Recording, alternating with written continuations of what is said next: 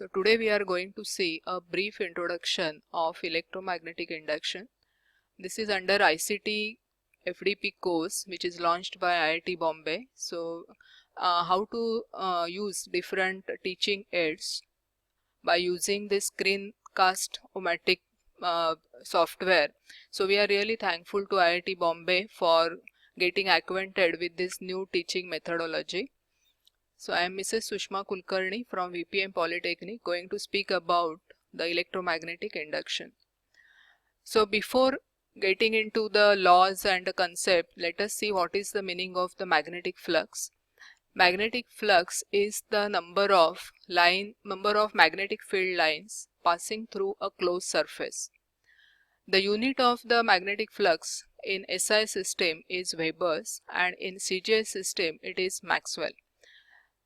This type of magnetic flux concept is useful for electrical engineers trying to design the systems with electromagnets. A typical picture of the magnetic flux lines, a bar magnet is shown with north pole and south poles. Usually the magnetic flux lines will emerge out from the north pole and will go inside the south pole. So from this it is clear that the path of the magnetic flux is from north pole to the south pole. Before going into the deep of the Faraday's laws, let us have the history of the Faraday, a scientist who invented this Faraday's laws of electromagnetic induction. This law shows the relationship between electric circuit and magnetic circuit. Faraday performed an experiment with a magnet and a coil. During this experiment, he found how EMF is induced in the coil when flux link with the coil changes. He designed two laws, Faraday's first law and Faraday's second law. The first law states any change in magnetic field of a coil of wire will cause an EMF to be induced in that coil. This EMF induced is called induced EMF.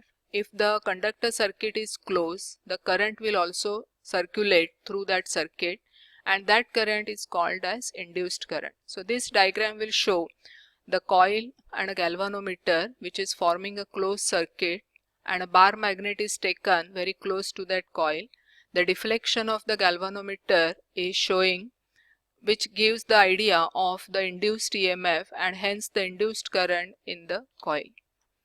The Faraday's second law states that the magnitude of EMF induced in the coil is equal to rate of change of flux that links with the coil.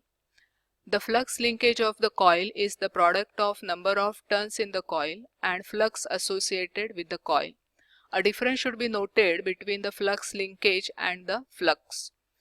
According to Faraday's law of electromagnetic induction, the rate of change of flux linkage is equal to the induced EMF.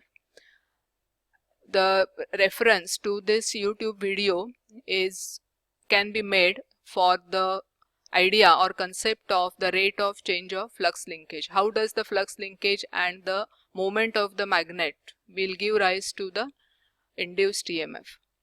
In order to decide the direction or polarity of the induced EMF, the Faraday's third law or Lenz's law is it states that it opposes the cause which produces it. So Lenz's law obeys the Newton's third law of motion, which is nothing but to every action there is always an equal and opposite reaction.